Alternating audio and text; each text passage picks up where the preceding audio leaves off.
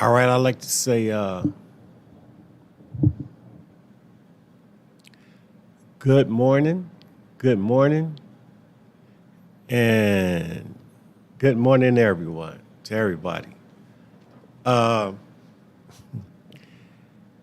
So I was sitting in some meetings throughout the week, and had some topics I wanted to go over. And I sat in a meeting today, and I said, and I heard the sharing, and the sharing was honest sharing, And to me, there's no such thing as bad sharing. There's no such thing as good sharing. It's just sharing, and people are sharing where they are. So I decided to do this video right here. And this one is entitled Being Under the Spell of Denial and the Process of Becoming Conscious of the 12th Step. And what I mean when I say being conscious of the 12th step, I also mean being present with the 12th step, living in the here and now with the 12th step. And I said with it. And when I mean with it, it's in you. You have the 12th step. And what does the 12th step say? Says? It says, having had a spiritual awakening as a result of these steps, we tried to carry this message to addicts and practice these principles in all our affairs. Having had a spiritual awakening as a result of these steps, we tried to carry this message to addicts and practice these principles in all our affairs. Having had a spiritual awakening as a result of these steps. So we're going to start right there. A spiritual awakening to me means being awakened or coming from a dark place in all four areas: mentally, physically, spiritually, and emotionally. And it'll be reflected in the spiritual. It'll be reflected in all areas. So as the recovering person or the recovering group go on with their day-to-day affairs, living their life on day-to-day, they're experiencing awakening of things in their daily life, in their peripheral vision, or they're able to just hear, smell, taste, feel, third eye. Everything is open, has become open. Now understand, what are the keys to the steps? Honesty, open-mindedness, and willingness.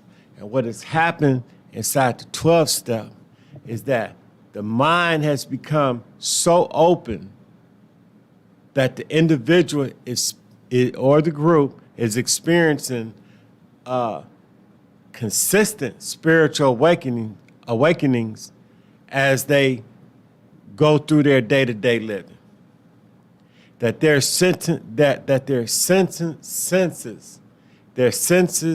are heightened, and they're open. And open to what? To the environment. And I'm not going to say open to God or connected with God, but what I will say is the environment. And the reason why I'm not going to say it or use that verbiage is because we have the agnostic and the atheist. And the agnostic and the atheist, one thing they bring to the recovery table is they are focused into the reality. And that's not saying nobody else is. But what they have is, in my view, is they have the ability to focus on the principles without no chaser or no cut, where the philosophical person or the religious person, they will at some point they will invite their higher power in, or the higher power, or in some cases the highest power in. So, and I'm not negating that, nor am I going to argue with that, but I'm qualifying what I see in the agnostic and the atheist and the value that they bring to the table. And if you have have some comments or something you want to say, put it in the comments, and I'll bring it up. So let's move on. Like I was saying, the individual having had a spiritual awakening as what? As a result of these steps. So if you in AA, that these means those steps. If you in NA, these steps means those steps. FA, Emotional Anonymous, or wherever you are, because they all basically have a 12-step or a version of the 12-step. So what happens is, as the individual go through the step process, inside in the program they are affiliated with, and the fellowship they are affiliated with, that's where their spiritual awakening came from.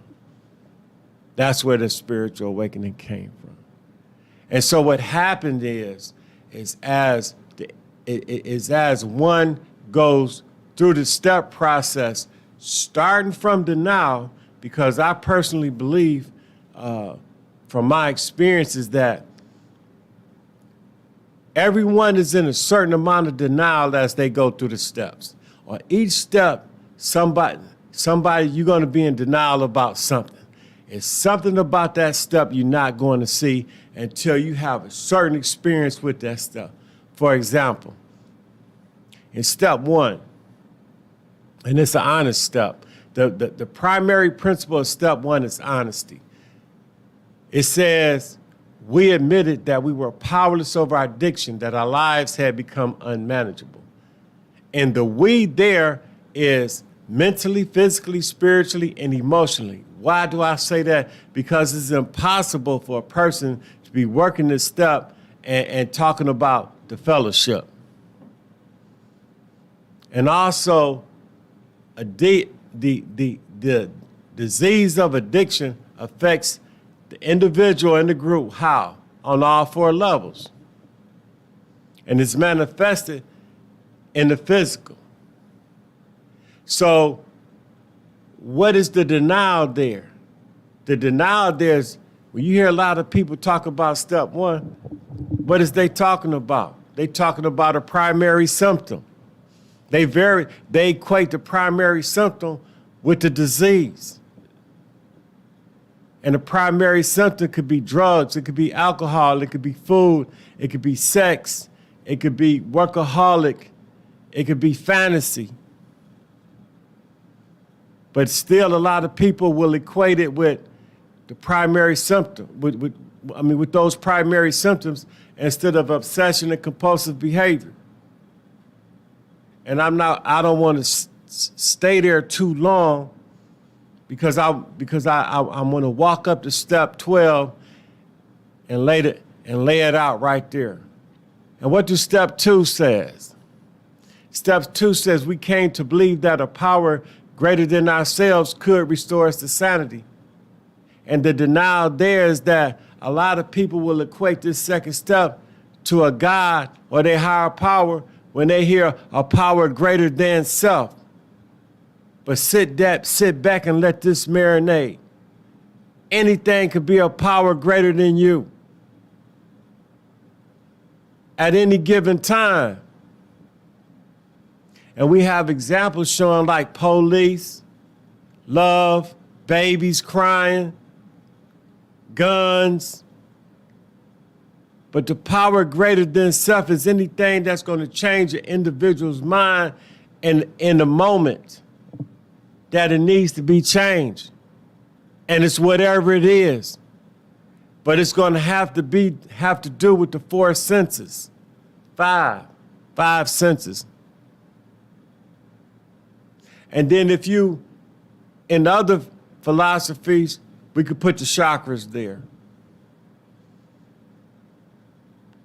So we came to believe that a power greater than ourselves, and it says could. It didn't say will. It says could. And why is the could there? The could is conditional. The condition of could is that the individual's mind has to be open. Because the primary principle of step 2 is what? Open-mindedness.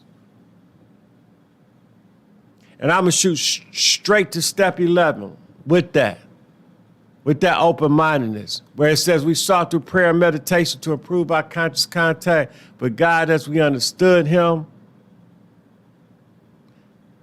It says we sought through prayer and meditation to improve our conscious contact with God as we understood him, praying only for knowledge of his will for us and the power to carry that out. And what's the power to carry that out? The power to carry that out is whatever has been revealed, as in more will be revealed in the moment.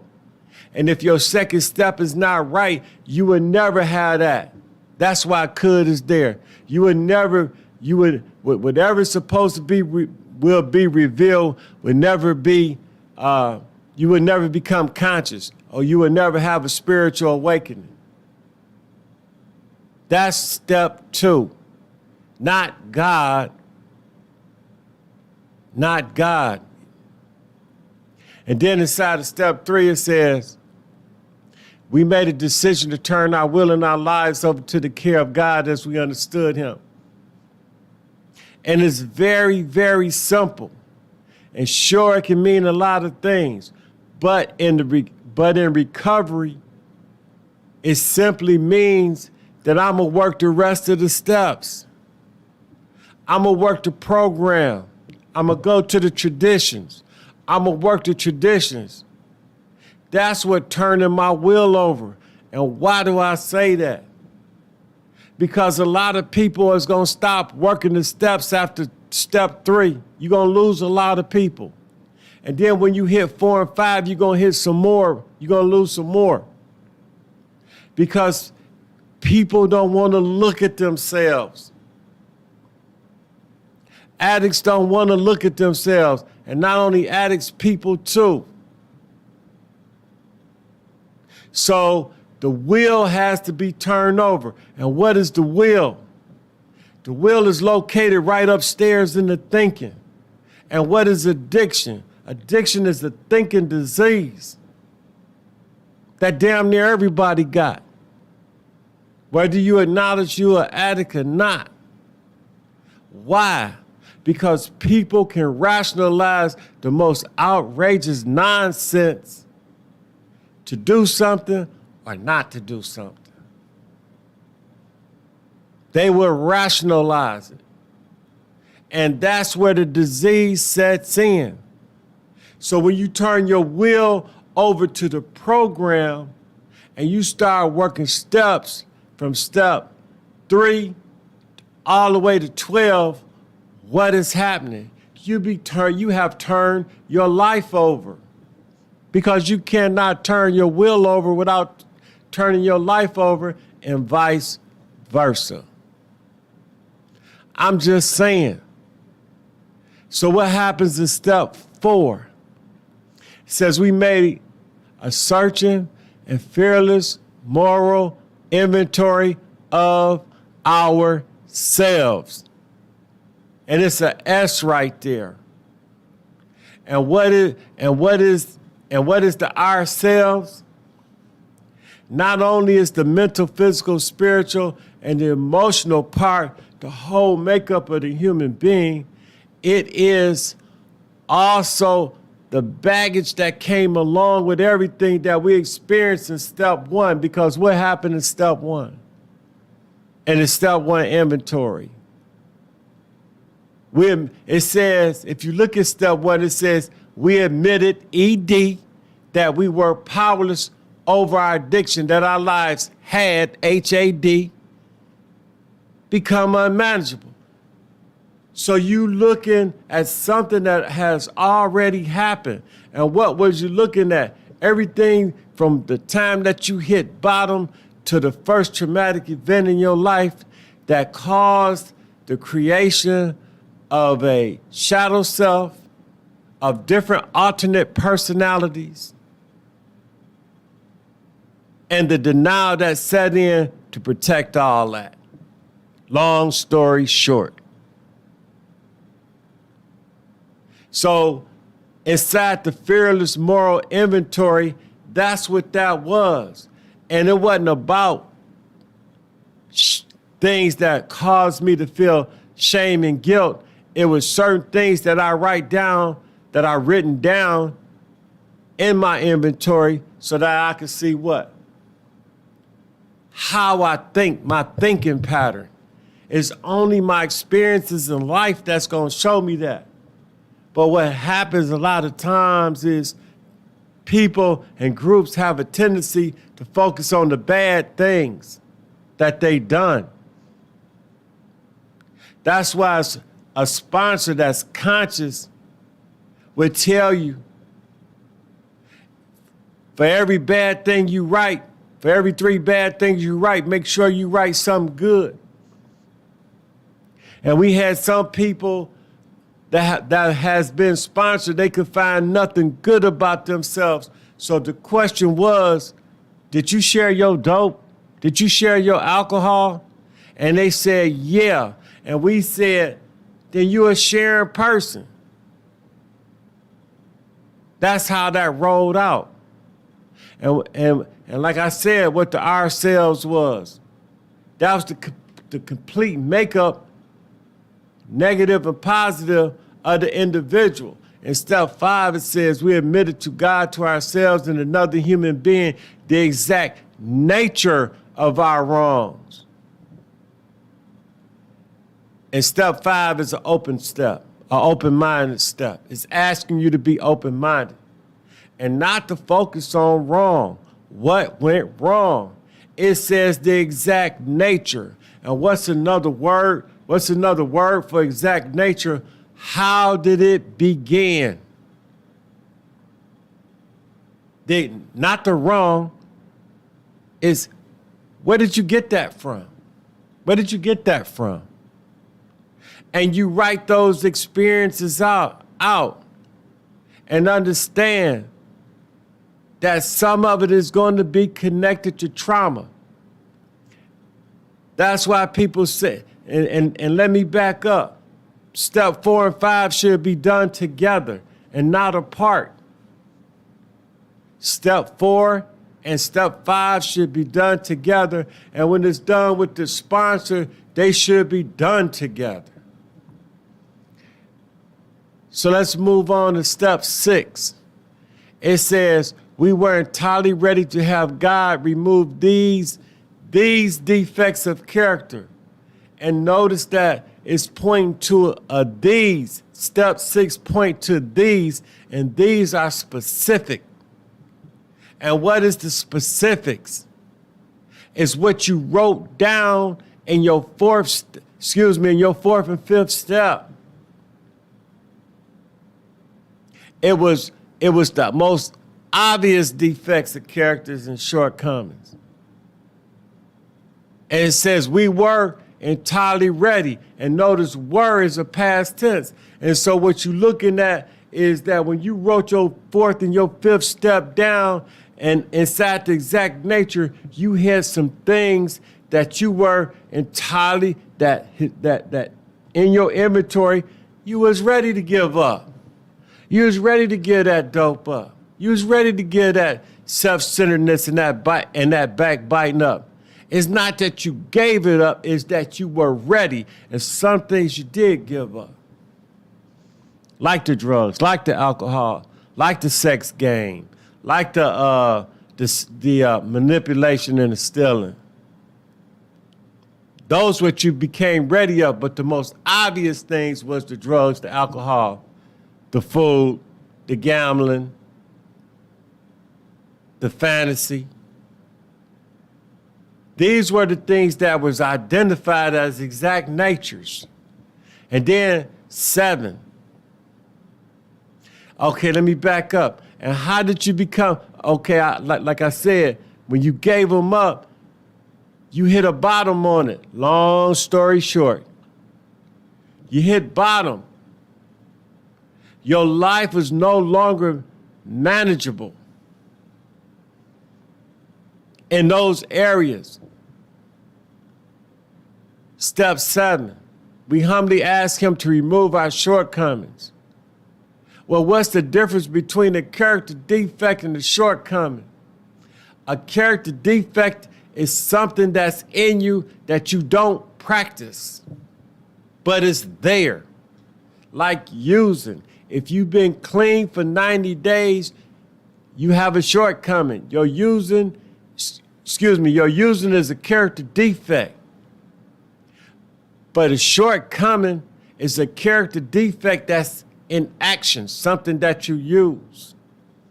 That's what a shortcoming is. It's not a character defect. And remember when I talked about denial? That's the part of the denial of step 6. People think a character defect and a shortcoming is the same thing.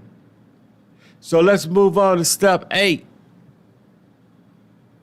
Because at step 12 is where we're going to do the work at.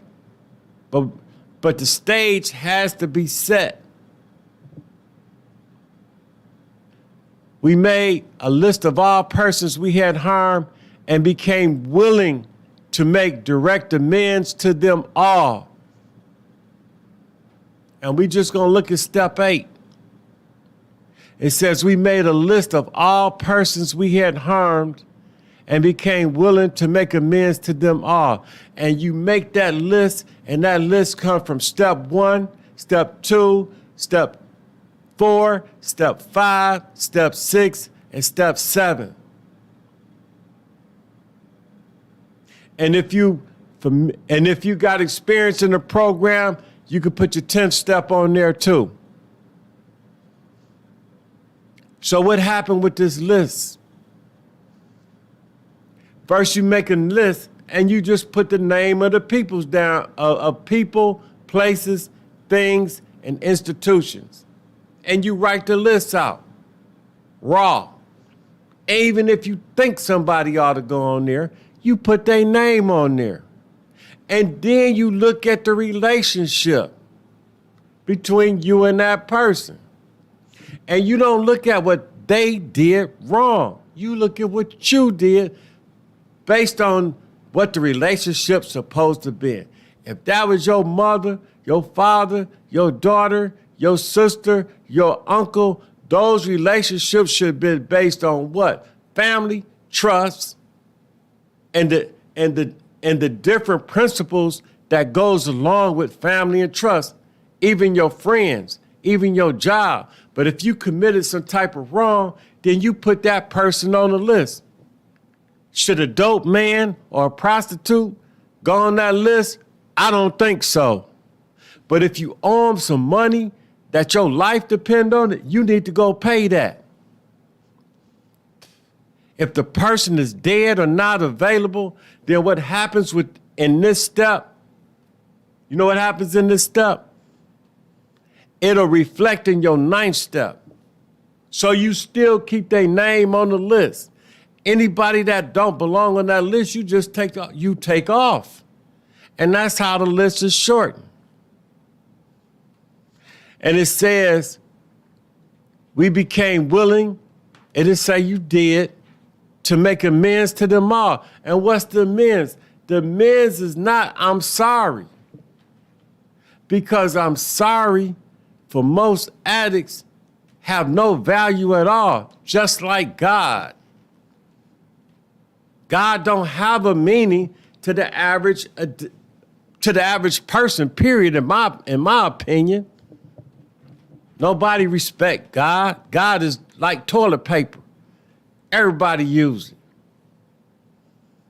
So what happens in the amends process is as you work on changing that behavior, that's the amends.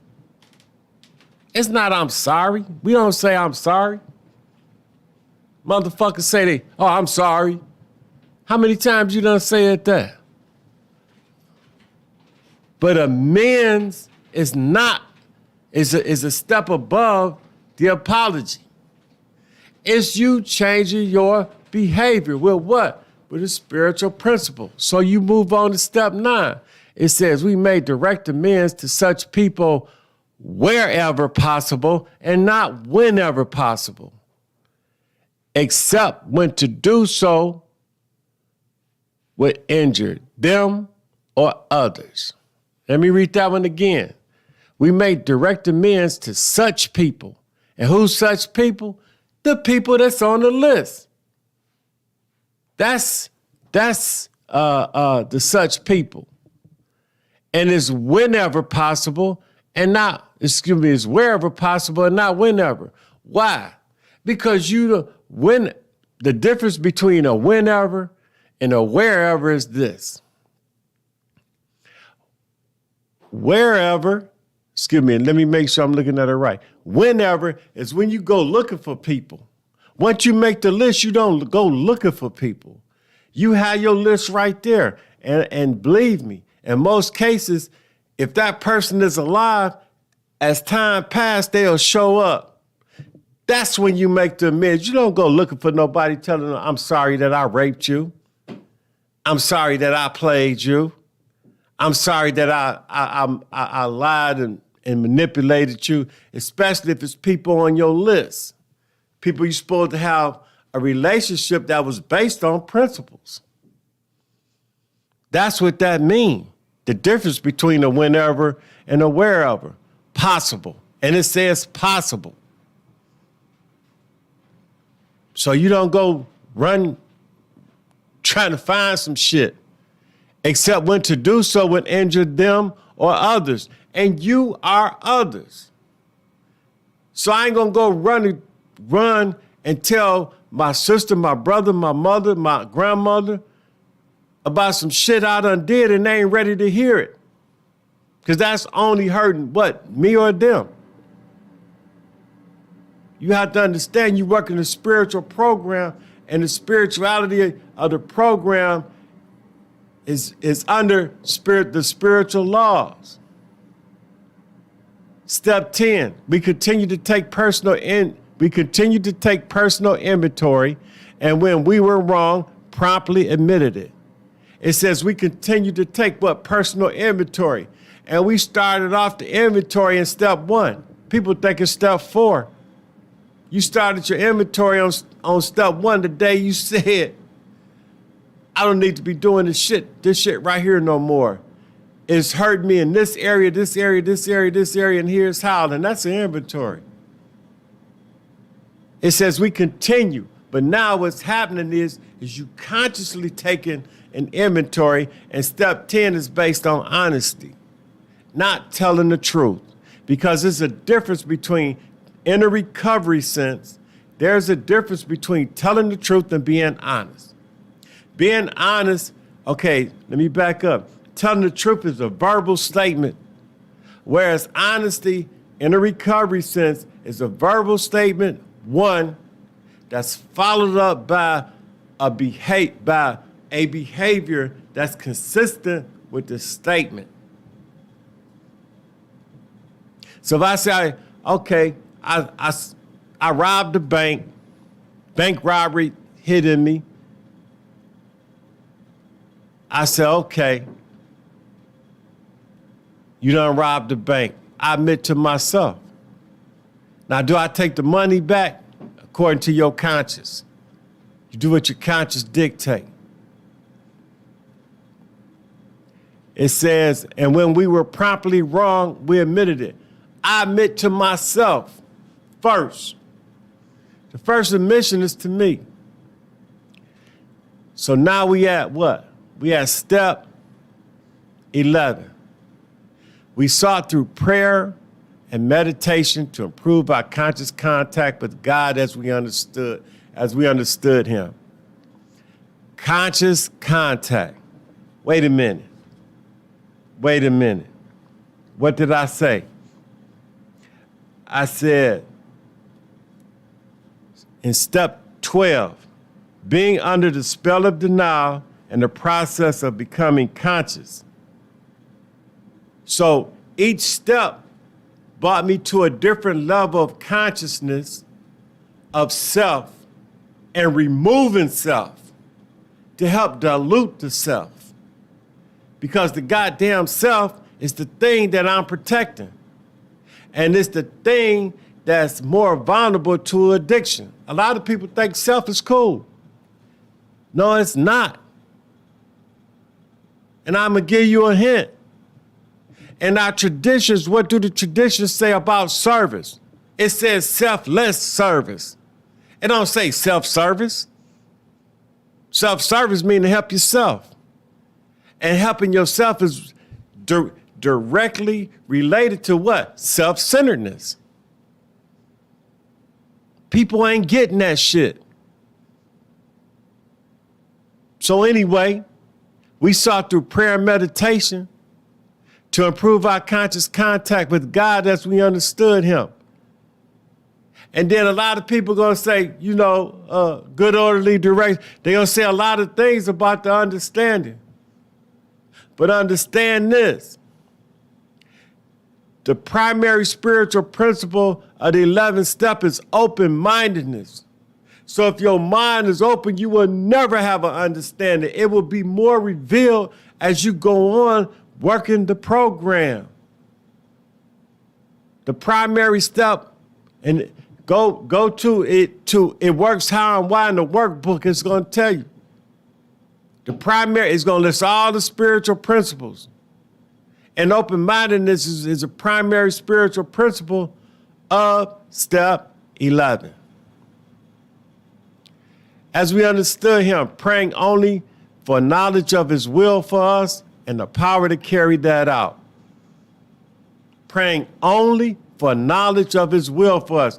So in the basic text, this is what it says. After we start giving, I'm paraphrasing it, after we start giving up ourselves, we align ourselves with the quote-unquote God piece. Our will becomes what? God's will. That's exactly what it says. Quote me on that. That's how we give up the damn self. I'm going to take myself out to lunch. I'm going to take myself out to a movie. I'm a myself. You're under illusion. And this is why when you hear people share in meetings or at tables and they talking about anything other than step 1, 2, 3, 4, 5, and 6, and 7, people get lost after most people get lost after 8, 9, and 10 because you will hear people say this, right? This is a selfish program. It's not a selfish program. It's a selfless program. And show me somewhere in the literature where it says it. And I'll show you right now where it don't say it, starting off in the basic text in the first, and I think page 6 and page 20. Yeah. So moving on, where it says, praying only for knowledge of his will for us. And like I said, at some point, our will and the quote unquote God's will, and for my agnostic and my atheists that don't use the word God, our will becomes in divine order. Yeah. So moving on with that, and then it says, praying only for knowledge of his will for us and the power to carry that out. And it says, and the power to carry that out. And what is that? What does that mean? The power to carry that out. Well, Whatever that was revealed inside the prayer and the meditation. And for those that don't pray, so let's say you're agnostic and you're atheist and you don't pray, this step still got you. Meditate. Meditate. So inside the meditation, that's where the revelation comes from.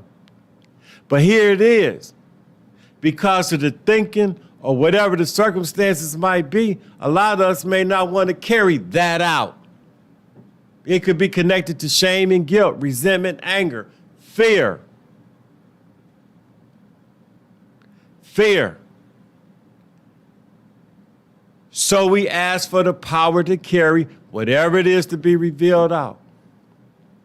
Now, we at the 12th step. So from step 1 through 11, as you go from each step, there's a level of consciousness that the individual come to. And when I say consciousness, they are spiritual awakenings. Spiritual awakenings that has been revealed through the spiritual principles that's embodied in each step. That's how you become spiritually awakened. And if you don't believe me, go into It Works How and Why in the soft book, and it's going to have a list behind every step, the spiritual principle that step. And this just not to say that that's all, but there's a list of spiritual principles that the step is revealing for the individual and the group to practice. And yeah, I say groups because groups are addicted. Groups can get obsessed and composed. And they could act out in addictive manners. Look at Washington. Look at any type of riot. Look at family feuds and family fights. Yeah. So, having had a spiritual awakening as a result of these steps, and these steps is whatever program or fellowship that you're involved in, that you work in steps. It says we tried to carry this message to addicts. It says this message. The NA message ain't the same as the AA message, but the recovery goal is the same. Why? Because AA focuses on alcohol. We are focused on addiction. Emotional Anonymous, they focus on what? Emotions. Still a program of addiction. Codependent. What is it? What's the name of that program? The codependent program. Forget the name of it right now. It says this message, and to practice these principles in all our affairs. And it says we tried to carry this message, and that's the message of this program or whatever program you work in, and carry this message. Excuse me. We tried to carry this message to addicts and practice these principles in all our affairs. So, these principles, that's accumulation of all the principles. Now, let's go back up to the top, because here's where the work began. It says, having had a spiritual awakening as a result of these steps. And I want to say the whole first part of that sentence. It says, having had a spiritual awakening as a result of these steps. The first spiritual awakening was that the steps work. If you didn't get that spiritual awakening about the program and the steps, then you got to keep coming. You have to keep coming, but the steps do work. Now, what happens after a series of spiritual awakenings, which you had from 1 to 12, you became conscious, or you went back into ignorance again. And guess what happened as a result? Guess what was addressed? Your reservations. Because what happens is reservations and are slowly laid on the table. That's a part of that spiritual awakening. And you become spiritually conscious of the things that's around you. But here's the drawback. And here's the denial part. Because, look, let's back up. Back up to step 11. And the part I'm going to read is this. This is what makes the 12th step a very challenging step. It says, praying only for knowledge of his will for us and the power to carry that out. Well, who can influence the power to carry that out? It's people, places, and things. People, places, and things could affect a person's power to carry that out. And what is that? Like I said before, what has been revealed that the individual need to do or the group need to do for carrying this message. So when they had a spiritual awakening, it becomes a choice if you want to, because every goddamn body ain't gonna like what you got to do or what should be done. I ain't gonna say what you have to, because it becomes a choice. And if you do the spiritual awakening, if you do what these two steps call for, you will have a spiritual awakening. But the decision is going to be, do you want to become more connected to the source or to people, places, and things? Because people are going to talk about you. They're going to make you feel, look, let me put it to you like this. Remember when you stopped getting high? When you stop drinking, when you stop smoking, when you start telling people, I ain't going out to the restaurants anymore, I ain't going out to the casino no more, I'm a start spending time with myself, I'm going to go to counseling. Condemnation came behind that. Oh, you think you better than us now, huh? Remember that? Well, that's the same thing on the power to carry that out. It's the same. If you says praying only for knowledge of his will for us and the power to carry that out, take that sentence and put it and apply it to when you stop your primary symptom. It was some drawback. And guess what? If you even listen to certain addicts, guess what they tell you? They say, I missed my friends. Those was my friends. And their friends called them names. They say, hey, you think you better than us? Remember, we was the only ones around when you didn't have nobody else to talk to. You talked to us. And they made you feel guilty and made you feel shame. And some of us went back to using. Some of us fell into a depression. So the 12th step is a very difficult step because why? A lot of us want to be accepted. But you have to make a choice inside this step. And what's the denial? You know what the denial part of this step? You ready for it? That a person, now they might want to do the first part. They might want to carry the message. But what's being revealed, that's a whole different story. That's a whole different ball game. That's a whole different, because you're talking about facing the wrath of family, friends, work, all that. And I ain't telling you what I think, I'm telling you what I experience.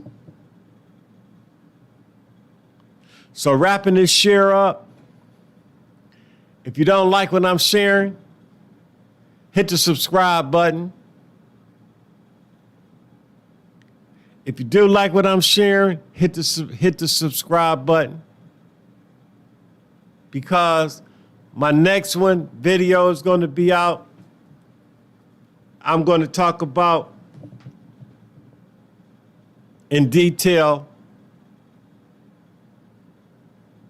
the pain body, the shadow self. I'm going to talk about resentment, anger, and fear a little bit more.